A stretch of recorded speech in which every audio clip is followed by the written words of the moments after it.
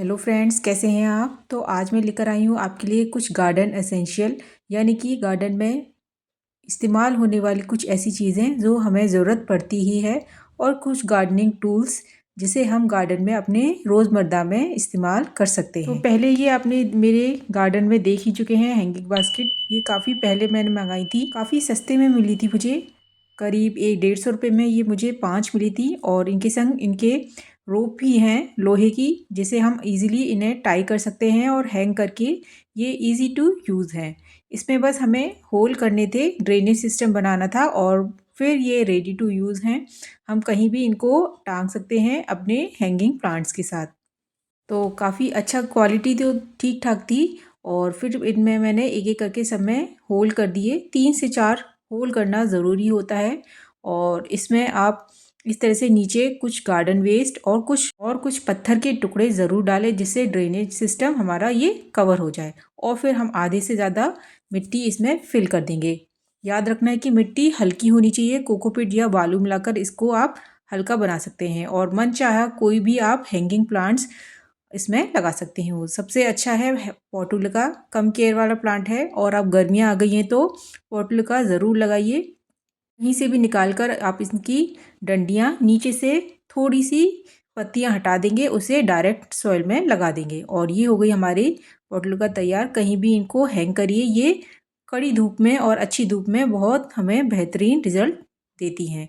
आप देख सकते हैं इसमें फ्लावरिंग भी होना शुरू हो गई है। आप चाहे तो टर्टल वाइन, मनी प्लांट की कितनी सारी वैरायटी आती है, और कोई भी आप टैंगलिंग हार्ट या कर्टेन क्रीपर भी इनमें लगा सकती हूँ। ईजी टू ग्रो होती हैं। आप चाहे तो जेड प्लांट की कटिंग्स भी इसमें लगा सकते हैं, ये भी ईजी टू ग्रो है, और हैंगिंग प्लांट में आसानी से ये ग्रो हो जाती है। काफ़ी पहले मैंने ये लगाया था, और इसमें अब ग्रोथ काफ़ी अच्छी दिखना शुरू हो गई है। को भी लगाना काफ़ी आसान है। नीचे नीचे आपको पत्तियां हटा देनी है, और डायरेक्टली इसे सॉइल में इस तरह से लगा दीजिए, और कड़ी धूप में ये हमें बहुत अच्छा रिजल्ट देती है। इसको कहीं भी आप टांगिए, वॉल पे या किसी भी पाइप पे आप टांग सकते हैं, और ये हैंगिंग पॉट आपके गार्डन में काफ़ी अच्छे लगेंगे।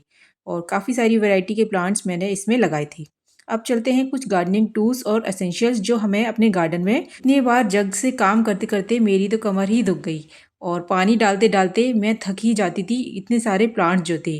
फिर मैंने सोचा कुछ ऐसा मंगाया जाए जिससे मेरा काम आसान भी हो जाए और जल्दी भी हो जाए। पानी डालते डालते आधा से 1 घंटा मेरा ऐसे ही निकल जाता था। तो मैंने मंगाया ये वाटर कैन, जिसे हम प्लांट्स के लिए इस्तेमाल कर सकते हैं, और पानी डालना इससे काफ़ी आसान था। लेकिन इसकी क्वालिटी तो अच्छी थी, लेकिन काफ़ी छोटा था, इससे मैं निराश थी।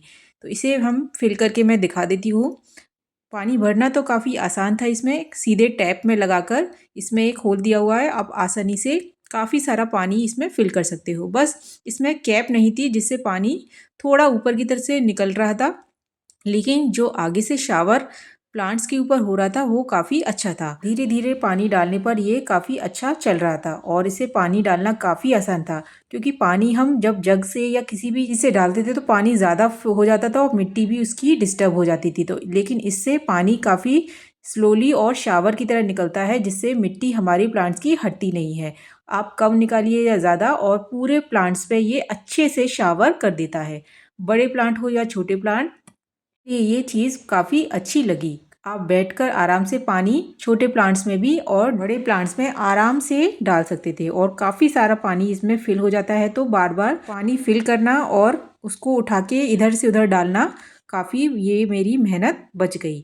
बड़े प्लांट हो या छोटे प्लांट्स, आप चाहे वेजिटेबल्स में भी शावर कर रहे हैं तो ये इजी टू यूज़ है, और आप भी मंगा सकते हैं। ये बजट फ्रेंडली है, काफ़ी सस्ता मुझे ये मीशो से मिला है। चाहे ऊंचे प्लांट्स भी लगा रहे हैं तो आप सीधे इसे डायरेक्ट लगा सकते हो। इसे डालने में थोड़ी मुझे मुश्किल होती थी, कुर्सी पे चढ़कर मुझे पानी डालना पड़ता था इसलिए, और ये आसानी से मैं इन प्लांट्स में इस तरह से डाल सकती हूँ। दूसरे है ये वाटर स्प्रे, जिसे आप छोटे मिनी प्लांट्स में या आपकी सैपलिंग्स अगर आप ग्रो कर रहे हो, सीड्स जहाँ भी ग्रो हो रही हैं, तो उस पर ये स्प्रे करना बहुत ही सही रहता है। आप कोई भी नीम ऑयल या कोई भी इंसेक्टिसाइड इन प्लांट्स पे डालते हो तो उस पे ये स्प्रे करना बहुत ही आसान हो जाता है। इन सब में मैंने बीज ग्रो कर रखे हैं, आप देख सकते हैं छोटे-छोटे सैपलिंग्स भी हैं और शावर करना काफ़ी आसान हो गया है क्योंकि एक तरीके से इसमें पंप है जो जिसमें प्रेशर बन जाता है और जिससे काफ़ी प्रेशर से आता है और स्प्रे की तरह ये इस्तेमाल होता है। तो कोई भी आप सीड्स ग्रो कर रहे हैं इसके लिए ये बेहतर ऑप्शन रहेगा। इसके अलावा मैंने मंगाए थे ये गार्डनिंग टूल्स, सिर्फ थोड़े ही 2 से 3 ही मंगाए जो बहुत ज़रूरी हैं हमारे गार्डनिंग को आसान बनाने में।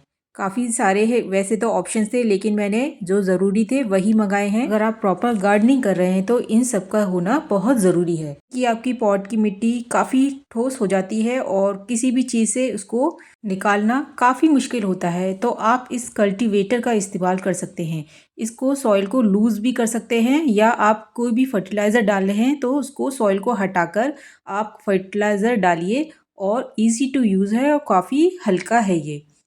कोई इसमें परेशानी नहीं होगी और आप इसे इजीली रोज़ इस्तेमाल कर सकते हैं। दूसरा है ये ट्रॉवल, 2 साइज़ में मिले हैं, एक छोटा ट्रॉवल, एक बड़ा ट्रॉवल। तो छोटे मिनी प्लांटर्स अगर अब आप बना रहे हैं तो इसका इस्तेमाल आप इजीली कर सकते हैं। कोई मिट्टी ज़्यादा फैलेगी नहीं, ना ही आपकी गंदगी यहाँ से वहाँ होगी और आसान है इसको इस्तेमाल करना। आप चाहे तो मिट्टी यहाँ से वहाँ उठाने में या कोई भी मिट्टी को स्प्रेड करने में आसानी से इन चीज़ों का इस्तेमाल कर सकते हैं।